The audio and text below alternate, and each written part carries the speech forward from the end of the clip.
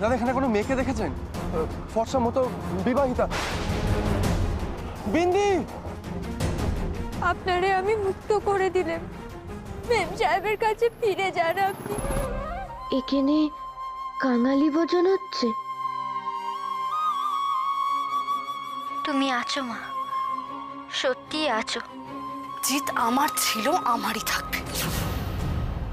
ওকে আমি ফিরিয়ে আনবো, আর আমার আর জিতের মাঝখানে যে বাধা হয়ে দাঁড়াবে তাকে আমি সরিয়ে দেবো। আমার তোমাকে অনেক কিছু বলার আছে, কিন্তু তার আগে বিন্দিকে। বিন্দি কে? বিন্দি? হ্যাঁ, কেন আসছে আমাদের মাঝখানে বারবারও? এত বড় একটা ঘটনা ঘটে গেল, তুমি আমাকে জানানোর প্রয়োজন মনে করনি? আর এখন যখন আমি তোমার সঙ্গে এসে কথা বলতে যাচ্ছি, তুমি আমাকে বিন্দি দেখাচ্ছ? আস্তে কথা বলো, সবাই দেখছে আমাদের দিকে। সেদিন আমাকেও সবাই দেখছিল জিৎ। তোমার বাড়ি থেকে বেরোনোর পর যখন সবাই আমাকে ফোন করছিল, কংগ্রাচুলেট করছিল, যারা জানতো যে আমাদের এঙ্গেজমেন্টটা হবে। আর এখন কে দেখলো না দেখলো তুমি সেটা হিসেব দেখাচ্ছ? কি মনে কর তুমি আমাকে? Taken for granted? জানো জিৎ, পাপা না তোমাকে শেষ করে দিতে চেয়েছিল। এই যে আমি তোমাকে বাঁচিয়েছি, যাকে তুমি নাচাচ্ছ, কারণ আমি চাইনি কেউ তোমার দিকে আঙুল তুলুক। আর জিৎ, এখন তুমি যদি আমার কথার অবাধ্য হও, তাহলে আমি তোমাকে শেষ করে দেবো, আমি তোমার বিন্দিকে।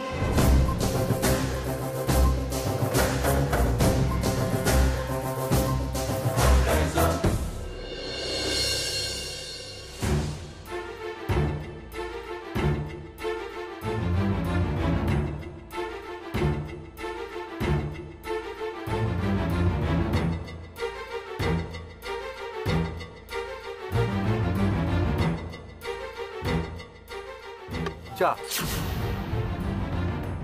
ভোগ তো শেষ হয়ে গেছে, দাঁড়ান আনছি।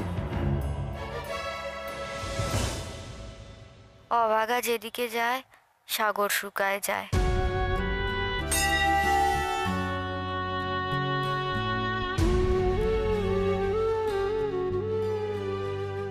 মাগো, একই বিপদ ডেকে আনলে আমার সংসারে।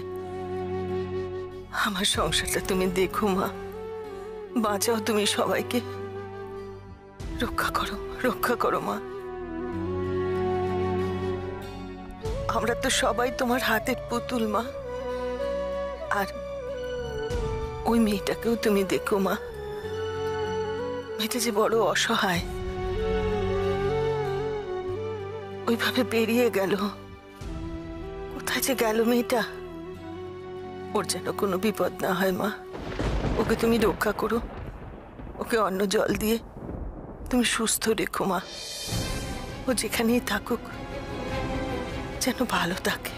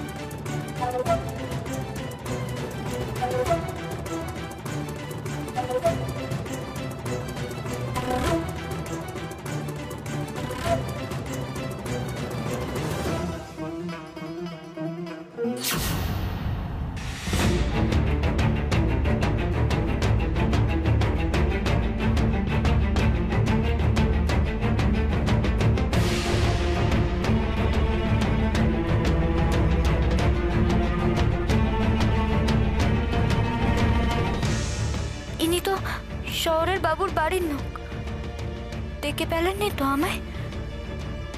এদিক পানি তো আসতেছে, কি হবে এবার? তুমি এসব কি কথা বলছো? তুমি তো জানো আমি তোমায় কতটা ভালোবাসি। জানতাম, ফুল জানতাম জিৎ। টিয়া, এতদিন আমি ভাবতাম আমাকে আর কেউ বুঝুক না বুঝুক, অ্যাটলিস্ট তুমি বুঝবে। টিয়া বোঝার চেষ্টা করো, এই মুহূর্তে বিন্দির সাথে যেটা হচ্ছে সেটা অন্যায় হচ্ছে। বাবা খুব দরদ হয়েছে দেখছি। হ্যাঁ, নিজেকে ওর বর ভাবতে শুরু করে দিয়েছো, দায়িত্ব নিয়ে ফেলেছো। টিয়া বুঝে শুনে কথা বলো। যা শারাপ জিৎ, আমি তো বুঝতে পারছি না তোমার সাথে হয়েছেটা কি। আচ্ছা, কালকে সত্যি ওর সাথে ফুলসজ্জা কাটিয়ে এসেছো নাকি, যে ওকে ছাড়া কিছু ভাবতে পারছো না তুমি?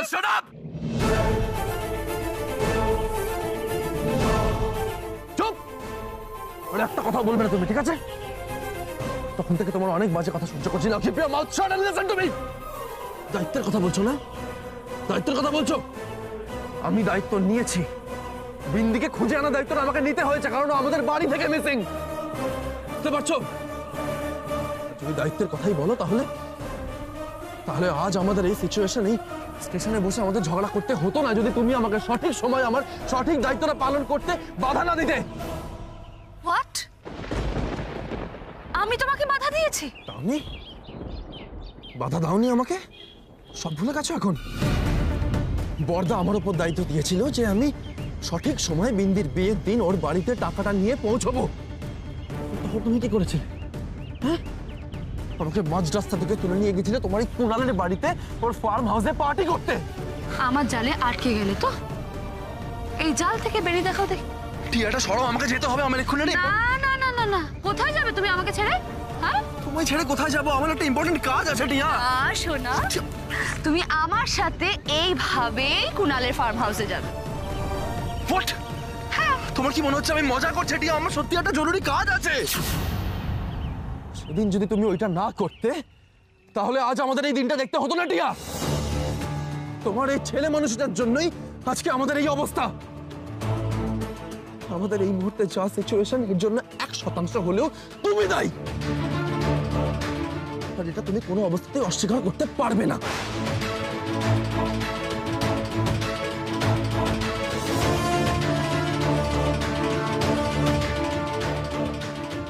তোমার যেমন পাপা আছে, তেমনি বিন্দিরও বাবা আছে টিয়া। তফাৎটা এই যে তোমার বাবা আমাকে মারতে গেছিল, আর বিন্দির বাবা চেয়েছিল আমাকে বাঁচাতে। আজ রতনলাল বাবু আসছেন তার মেয়ের সাথে দেখা করতে, আর এদিকে বিন্দি সকাল থেকে মিসিং। কি উত্তর দেবো ওনাকে? হ্যাঁ, বলো কি উত্তর দেবো ওনাকে? টিয়া, টিয়া, টিয়া। সিতু, সিতু কি করি বলতো? আমার তো কিচ্ছু মাথায় আসছে না। রতনলাল এসে যদি ওর মেয়ের কথা জিজ্ঞেস করে তাহলে আমরা কি বলবো? একটু ভেবে দেখেছিস? জানি না মামা, জানি না রতনলালকে যে কি করে ফেস করব কিছুতে ভেবে পাচ্ছি না। এরপর ও যখন সত্যিটা জানতে পারবে কি করবে কে জানে। সিতু, ও তো মেয়ের বাবা, গরিব হতে পারে কিন্তু মেয়ের প্রতি টান তোর কম নয়। সিতু, আমার মনে হয় রতনলালকে পরিষ্কার করে সত্যিটা বলা উচিত। মাথা খারাপ হয়ে গেছে নাকি তোমার? মাথাটা একেবারেই গেছে? না মামা, না, কিছুতেই না। সত্যিটা কিছুতেই রতনলালকে বলা যাবে না। বড়বাবু, রতন, বড়বাবু, আমার মাফ করে দেন বড়বাবু, আমার ক্ষমা করে দেন।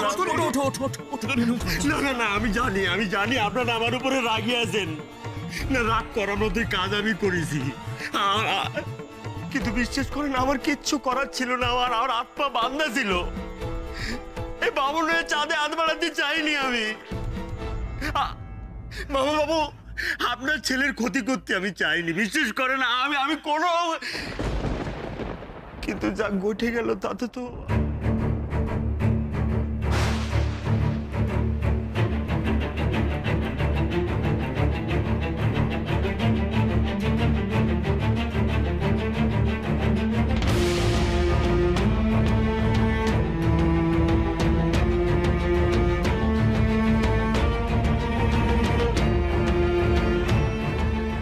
আমার মেয়ের কোনো দোষ ছিল না বড় সাহেব।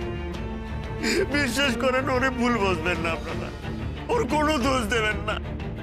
মামা সাহেব, বিশ্বাস করেন, আমি চেষ্টা করেছিলাম, আমি হাজার চেষ্টা করেও আটকাতে পারিনি।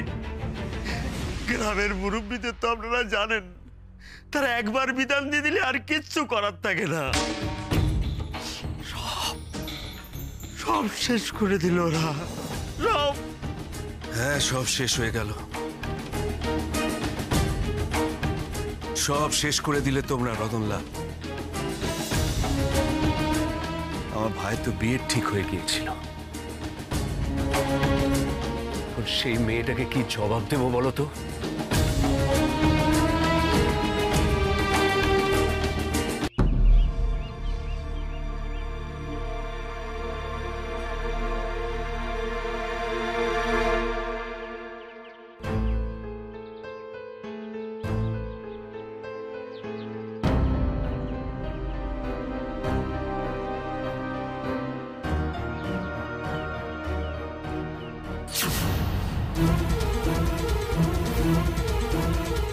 উনি কি আমারে চিনে ফেললেন?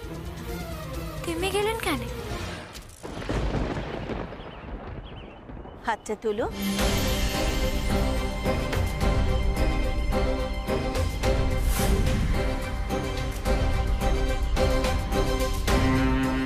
আহারে, কোথায় আজ স্বামী সন্তান নিয়ে সংসার করবে? তা না, এখানে এসে হাত পেতে বসেছে। কে জানে, এও হয়তো ওই মেয়েটারই মতো।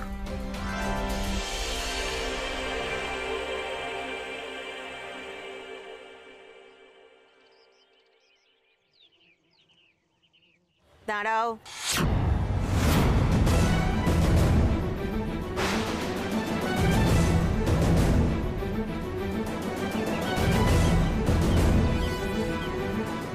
এ নাও, তুমি এটাও রাখো।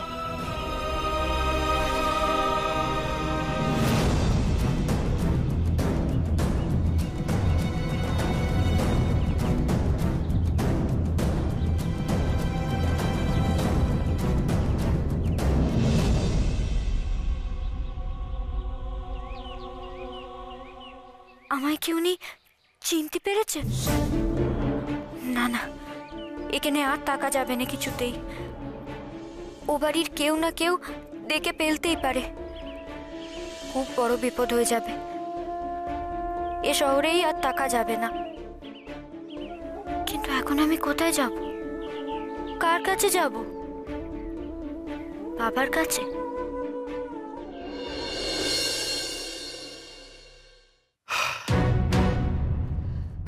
আমি আমার মেয়েরে আপনাদের বাড়ি পাঠাতে চাইনি বড়বাবু।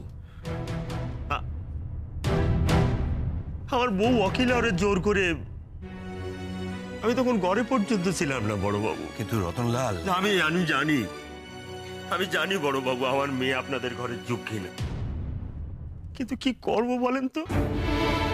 যা ঘটে গেল তাতে তো আমার মাথা কেটে ফেলতে ইচ্ছে করতেছে। আমি কোন লজ্জায় আপনাদের সামনে মাথা তুলে দাঁড়াবো?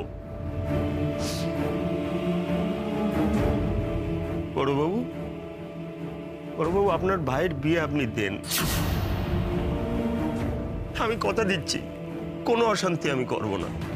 রতনলাল, কথা দিচ্ছ তুমি? কথা দিচ্ছ আমায়? শুধু একটা কথা রাখবেন আমার। বলো। আমার একবার আপনাদের প্রাসাদে নিয়ে যাবেন।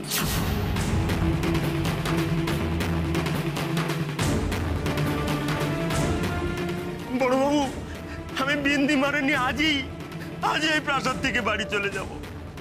যে যা বলে বলুক, দরকার আমি বাপ মেয়ে দুজনে গলা দড়ি দিয়ে ঝুলে পড়বো, তবু আপনাদের বাধায় আমি দাঁড়াবো না।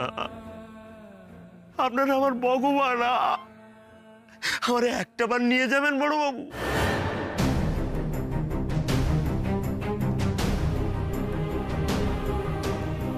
এ তো রতনকে দোষের ভাগী করতে গিয়ে আমরাই অপরাধী হয়ে গেলাম। মামা কোথায় গেল কে জানে। কি বলবো আমি এখন রতনকে?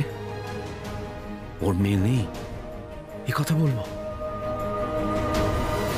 কি করে বলবো ওর মেয়ে আমাদের বাড়ি থেকে নিরুদ্দেশ হয়ে গেছে?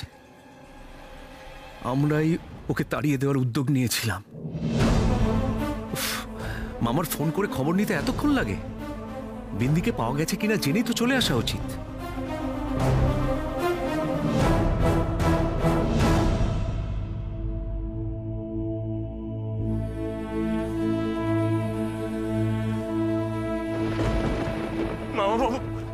বাবু একবার আমার আপনাদের বাড়ি নিয়ে যাবেন?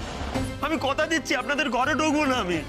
আমি বাইরে দাঁড়া থাকবো, বিন্দি মারে বাইর করে দেবেন।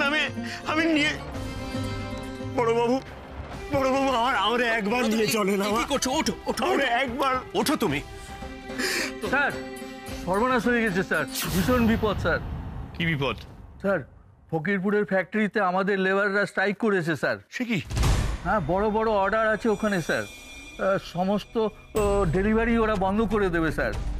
আমি ওদের লিডারকে অনেকবার বোঝালাম এবং রিকোয়েস্টও করলাম, কিন্তু কিছুতেই ওরা রাজি হচ্ছে না স্যার। কি বলছেন কি আপনি? হ্যাঁ স্যার। আর পারছি না মামা, আর পারছি না। বুঝতে পারছি না কি করে সব দিক সামলাবো। একদিকে বাড়ির ওই অবস্থা, আর একদিকে ফ্যাক্টরিতে এক্ষুনি একবার যাওয়া দরকার। কি করে সব সামলাবো বুঝতে পারছি না। বড়বাবু কিছু মনে না করলে একটা কথা বলবো? আমি একবার যাব। রতনলাল, তুমি যাবে সত্যি? হ্যাঁ মামা সাহেব, ওই ফকিরপুর ফ্যাক্টরির নেতা আমার বন্ধু। আমি একবার যেয়ে বলি, আপনারা হলেন ভগবান, আপনাদের বিরুদ্ধে যাবে কে? কার এত সাহস? আমি একবার যাই মামা বাবু। রতনলাল, তুমি সত্যিই যাবে? এই সিতু, রতনলাল যাক তাহলে। হ্যাঁ যাক, যাও রতনলাল যাও। আমি বড়বাবু, ম্যানেজার বাবু, আপনি রতনলালকে সবটা বুঝিয়ে দিন। আচ্ছা স্যার, ঠিক আছে ঠিক আছে। রতনলাল যাও। রতনলাল, এই রতনলাল তুমি সবটা ভালো করে সামলাতে পারবে তো? ভয় পাবেন না মামা বাবু, দুইবার আপনাদের মাথা কাটা যাবে না এই রতনলালের জন্য। আমি কথা দিলাম।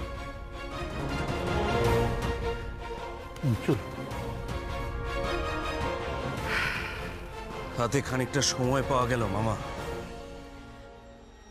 এবার মেয়েটাকে খুঁজে বার করতেই হবে।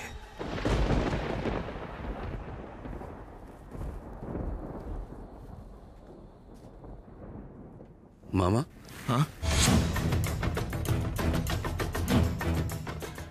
সিতু, এই রতনলালের প্রতি আমাদের ঋণের বোঝা অনেক বেড়ে গেল। প্রথমে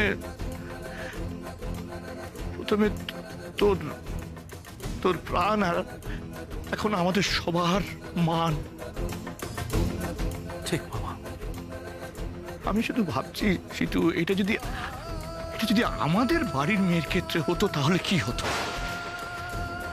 পলা, পিয়ালি, অসহায় বাবা হিসেবে আমরা দুজন তখন কি করতাম? আমাদের যদি কেউ খবর না দিত তাহলে আমরা তাদের ক্ষমা করতে পারতাম।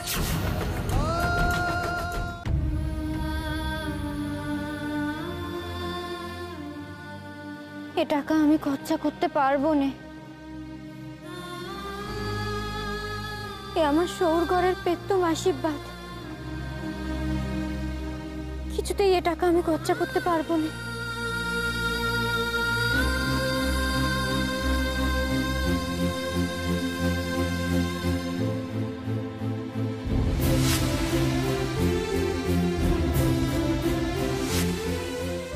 এই টাকা দিয়ে ঘরে পৌঁছতে পারবো না।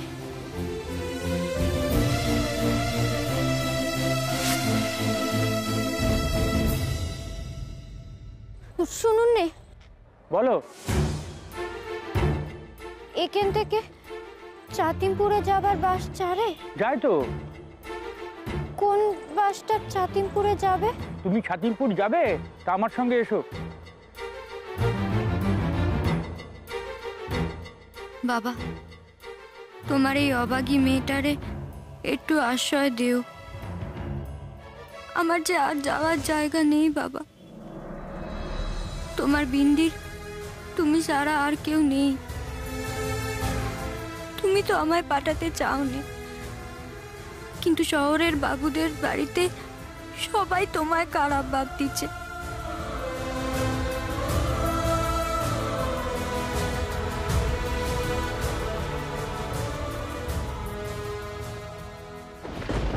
জি, বিন্দি, বিন্দি কোথায়? বাইরে আসেনি। আসেনি? আসেনি মানে আসতে চাইনি না? তুমি ওকে আনতে পারোনি? খুঁজে পাইনি ছোট বৌদি, বিশ্বাস করো আমি অনেক খুঁজেছি, বাট কোথাও খুঁজে পাইনি। পাইনি বলে তো হবে না জিৎ, যে করেই হোক তোমাকে খুঁজে বার করতেই হবে। রেখা, এবার একটু বেশি বাড়াবাড়ি হয়ে যাচ্ছে না? জিৎ, ঘরে যাও, ঘরে গিয়ে রেস্ট নাও। আর রেখা শোন, বাড়িতে বসে বড় বড় কথা না বলে ছেলেটার মুখের দিকে তাকিয়ে দেখ, মুখটা একেবারে শুকিয়ে গেছে। জিৎ, তুমি গিয়ে বিশ্রাম নাও। না,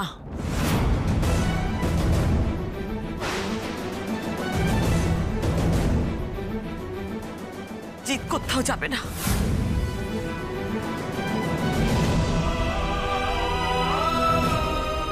জিৎ, আমি জানি জিৎ, তুমি ওই মেয়েটাকে খুঁজে বার করবে। রেখা,